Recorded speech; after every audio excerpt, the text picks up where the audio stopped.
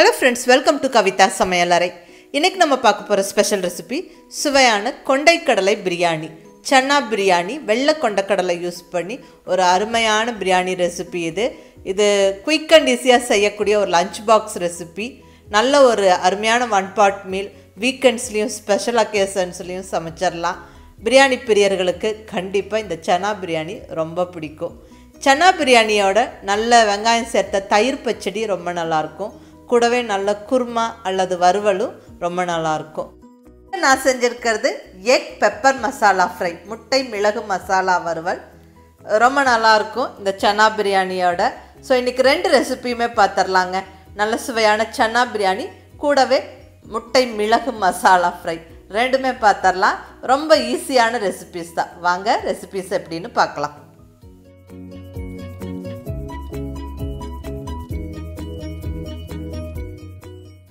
இப்போ இங்கே ஒரு 200 கிராம் அளவுக்கு வெள்ளை கொண்டக்கடலை எடுத்து நல்லா ஒரு 2 வாட்டி கழுவிட்டு நல்ல தண்ணி விட்டு ஊற வச்சுருக்கிறேன். மினிமம் ஒரு 10 to 12 மணி நேரம் ஊறுனா ரொம்ப நல்லாயிருக்கும். ஸோ நான் இங்கே ஓவர் நைட் ஊற வச்சு எடுத்தாச்சு. அடுத்தது ரைஸ், பாசுமதி ரைஸு 250 கிராம் எடுத்துருக்கிறேன். இதை நல்லா ஒரு 2 வாட்டி கழுவிட்டு 15 நிமிஷம் ஊற வச்சு தண்ணி வடித்து ரெடியாக வச்சுருக்கிறேன். அடுத்தது நம்ம பிரியாணி தாளிச்சுட்டு மற்ற பொருட்கள் என்னென்னு பார்த்துடலாம். இங்கே ஸ்டவ்வில் குக்கர் வச்சாச்சு. குக்கர் சூடானதுக்கப்புறம் 2 ஸ்பூன் ஆயில் சேர்த்துக்கிறேன். கூடவே 1 ஸ்பூன் நெய் கீ சேர்த்துக்கிறேன். இந்த ஆயில் கொஞ்சம் சூடாகட்டும். இப்போ whole garam masala spices add பண்ணிடலாம். 2 துண்டு பட்டை, 4 கிராம்பு, 4 ஏலக்காய், 1 ஸ்டார் அனைஸ், ஒரு 7-8 மிளகு, பெப்பர், கொஞ்சமாக ஸ்டோன் ஃப்ளார். இது நல்ல வாசனை கொடுக்கும் பிரியாணிக்கு. அடுத்தது 2 பிரிஞ்சி இலை, 1 மராத்தி மொக்கு. இப்போ இதெல்லாம் சூடாக இருக்கிற எண்ணெயில் சேர்த்து விட்டுறலாம். நல்லா பொரிஞ்சு நல்ல வாசனை வரும். இப்போ அடுத்தது இது கூட நம்ம சேர்க்கிறது 1 பச்சை மிளகா 2ஆக கட் பண்ணி சேர்த்துக்கிறேன். கூடவே நல்ல ஒரு பெரிய சைஸ் வெங்காயம் நல்லா நீளமாக சன்னமாக கட் பண்ணி அது இந்த எண்ணெயில் சேர்த்து விட்டுறலாம். நல்ல வெங்காயம் நல்ல கலர் மாதிரி நல்லா கொஞ்சம் லைட்டாக ப்ரௌன் கலர் ரீச் ஆகிற வரைக்கும் வதக்கி விட்டுட்டு மற்ற பொருட்கள் சேர்த்துக்கலாம்.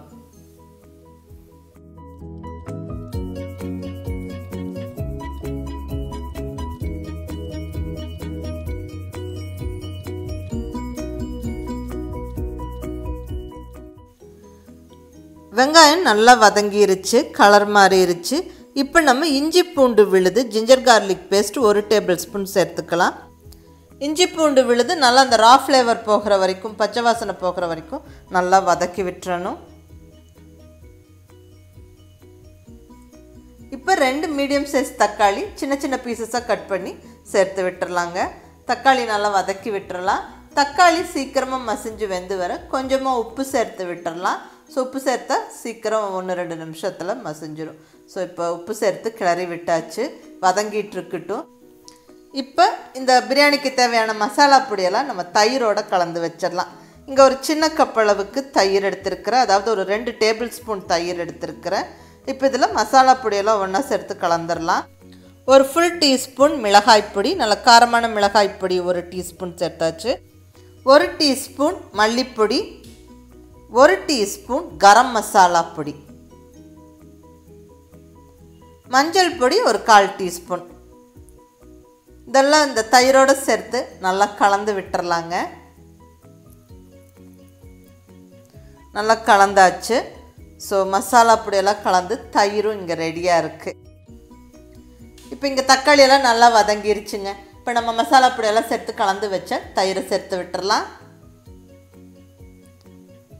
இது நல்லா எல்லாம் ஒன்று சேர்ந்து வெந்து வரும்போது ரொம்ப நல்ல வாசனையாக இருக்கும், ஈஸியாகவும் வேலையாகும். ஸோ அதுக்கு வேண்டி இப்படி செஞ்சுருக்கோம். இப்போ தயிர் சேர்த்தாச்சு. இப்போ இதுக்கு மேலே நல்ல ஒரு கைப்பிடி பொடியான இருக்கிற கொத்தமல்லி இலை, கூடவே ஒரு கைப்பிடி நல்ல புதினா இலையும் சேர்த்து விட்டுறலாம். நல்ல கமகமன்னு வாசனையாக இருக்கும். அவ்வளோதான். நல்லா எல்லாம் ஒரு வாட்டி கலந்து விட்டுறலாங்க. 1 நிமிஷம் எல்லாம் நல்லா ஒன்று சேர்ந்து வதங்கி வரட்டும். நல்லா வாசனை வர வரைக்கும் வதங்கினதுக்கப்புறமா இப்போ நம்ம ஊற வச்சு நல்லா ரெடியாக வச்சுருக்கிற வெள்ளை கொண்டக்கடலை சேர்த்துக்கலாம். நல்லா ஓவர் நைட் ஊற வச்ச கொண்டக்கடலையை சேர்த்து விட்டுறேன். இந்த மசாலாவோட சேர்ந்து நல்லா 1-2 நிமிஷம் இந்த கொண்டக்கடலை வதங்கி வரட்டும். அதுக்கப்புறமா நம்ம தண்ணி ஆட் பண்ணிக்கலாம். கொண்டக்கடலை ப்ரீ குக் பண்ணல, ஓவர் நைட் ஊற வச்ச கொண்டக்கடலையை அப்படியே சேர்த்து விட்டுருக்கிறேன். பிரியாணியில் ரைஸோடு சேர்ந்து இந்த கொண்டக்கடலையும் நல்லா வெந்துடும். உங்களுக்கு ஃபைனலாக அதை எடுத்து காமிக்கிறேன் பாருங்கள், நல்லா பர்ஃபெக்டாக வெந்திருக்கும். ஸோ ஓவர் நைட் ஊற வச்ச கடலை அப்படியே ஆட் பண்ணிக்கலாம், நம்ம ப்ரீ குக் பண்ண வேண்டாம். இப்போ அடுத்தது தண்ணி. 1 டம்ளர் பாசுமதி ரைஸுக்கு 1.5 டம்ளர் தண்ணி சரியாக இருக்கும். நல்ல சாதம் உதிரி உதிரியாக பளபளன்னு வரும். இப்போ தண்ணி விட்டு நல்லா கலந்தாச்சுங்க. அடுத்தது உப்பு சேர்த்துக்கலாம். தேவையான அளவு உப்பு சேர்த்து நல்லா ஒரு வாட்டி கலந்து விட்டுறலாம். தண்ணி நல்லா ஒரு ஃபுல் பாயில் வரட்டும். அதுக்கப்புறம் நம்ம ரைஸ் ஆட் பண்ணிக்கலாம். இப்போ தண்ணி நல்லா கொதிச்சிருச்சு. இப்போ நம்ம ரைஸ் ஆட் பண்ணிடலாம். இங்கே பாசுமதி ரைஸ் சேர்த்துக்கிறேன். நல்லா கழுவி ஒரு 15 நிமிஷம் ஊற வச்ச ரைஸ் சேர்த்துக்கிறேன். ரைஸ் சேர்த்து விட்டு நல்லா ஒரு வாட்டி கலந்து விட்டுட்டு லிட்டை வச்சு க்ளோஸ் பண்ணி, இப்போ வெயிட் போட வேண்டாம். வெயிட் போடாமல் ஒரு 5 நிமிஷம் குக் பண்ணிவிட்டு நம்ம ஓப்பன் பண்ணி பார்ப்போம். நல்லா ஒரு பாதி அளவுக்கு அந்த ரைஸ் எல்லாம் நல்லா வெந்திருக்கும். இப்போ நல்லா கலந்து விட்டுட்டு உப்பெல்லாம் செக் பண்ணிவிட்டு மறுபடியும் லிட்டை வச்சு க்ளோஸ் பண்ணி வெயிட்டை போட்டு விட்டு ஸ்டவ்வை சிம்மில் வச்சுக்கிட்டு ஒரு விசில் அல்லது 5 நிமிஷத்தில் ஸ்டவ்வை ஆஃப் பண்ணிடுங்க. பர்ஃபெக்டாக ரெடி ஆகிருக்கும். பாருங்கள், இந்த ப்ரெஷர்லாம் தீர்ந்ததுக்கப்புறம் ஓப்பன் பண்ணியாச்சு. நல்ல கமகமன்னு வாசனையோட சாதம் நல்லா பர்ஃபெக்டாக உதிரி உதிரியாக வெந்து கீழே அடியெல்லாம் பிடிக்காமல் பர்ஃபெக்டாக நம்மளுக்கு சன்னா பிரியாணி ஜம்முன்னு ரெடி ஆகிருச்சு. அதே மாதிரி நம்ம ப்ரீ குக் எதுவும் பண்ணாமல் சேர்த்த வெள்ளை கொண்டக்கடலையும் நல்ல பர்ஃபெக்டாக நல்லா வெந்திருக்கு. பாருங்கள், மாவு மாதிரி போகுது, அழுத்துனா நல்லா பர்ஃபெக்டாக வெந்துருச்சு. நம்ம ப்ரீ குக் எதுவும் பண்ணலை, அப்படியே தான் சேர்த்தோம், பர்ஃபெக்டாக வெந்துருச்சு பார்த்தீங்களா. ஸோ ரொம்ப ஒரு ஈஸியான 1 பாட் மீலுங்க. இந்த சன்னா பிரியாணி கண்டிப்பாக எல்லாருக்கும் பிடிக்கும். மிஸ் பண்ணாமல் ட்ரை பண்ணி பாருங்கள் இதே மாதிரி மெத்தடில். இப்போ நல்ல சன்னா பிரியாணி ரெடி ஆயிடுச்சு. இதுக்கு தொட்டுக்க நல்ல வெங்காயம் சேர்த்து தயிர் பச்சடி நல்லாயிருக்கும். கூடவே நல்லா குருமா கிரேவி இதெல்லாம் நல்லாயிருக்கும். நான் இங்கே செஞ்சுருக்கிறது மிளகு மசாலா சேர்த்த முட்டை வறுவல். அந்த ரெசிபியும் பார்த்துடலாம் வாங்க. இங்கே நல்லா வேக வச்ச 3 முட்டை எடுத்துருக்கிறேன். ஃபுல் பாயில்டு எக்கு 3 எடுத்துருக்கிறேன். இது இப்படி 2 கட் பண்ணி வச்சிடலாம்.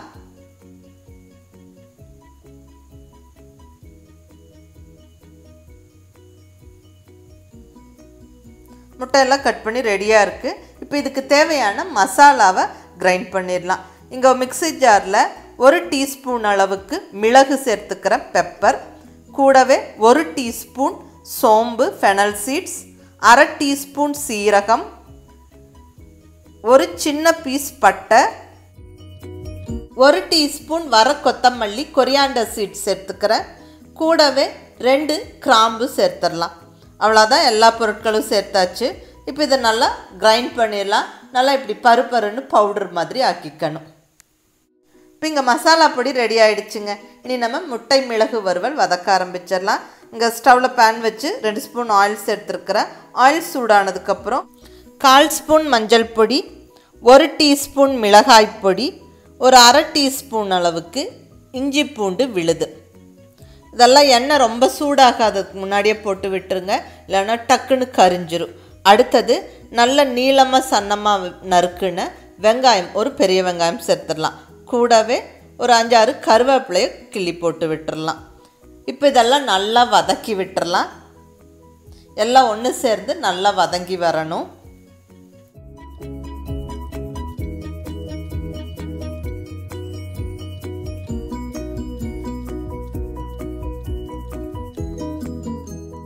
வெங்காயம் நல்லா ஓரளவுக்கு நல்லா வதங்கினதுக்கப்புறமா இப்போ தக்காளி சேர்த்துக்கலாங்க.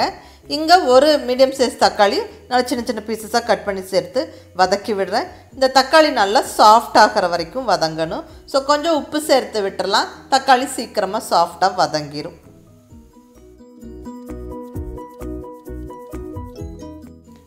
தக்காளி நல்லா வதங்கிருச்சு. இப்போ நம்ம அரைச்ச மசாலா பொடியை சேர்த்து விட்டுறலாம். நல்லா 1 நிமிஷம் வதக்கிக்கலாம். இப்போ கொஞ்சமாக தண்ணி விட்டுறலாங்க. ஒரு 1/4 டம்ளர் தண்ணி விட்டுக்கலாம். இந்த மசாலா பொடி இந்த வெங்காயம் தக்காளியோடு ஒன்று சேர்ந்து நல்லா கொஞ்சம் வெந்து வரட்டும்.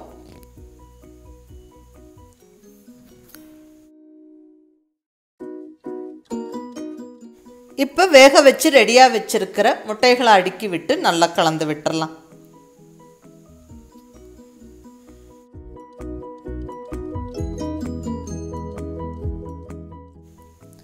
எல்லாம் நல்லா ஒன்றா கலந்தாச்சு. இப்போ கொஞ்சமாக கொத்தமல்லி இலை ஃபைனலாக தூவி விட்டு நல்லா கலந்து விட்டு இறக்குனா அவ்வளோதாங்க, சுவையான முட்டை மிளகு மசாலா வறுவல் ஜம்முன்னு ரெடி ஆயிடுச்சு.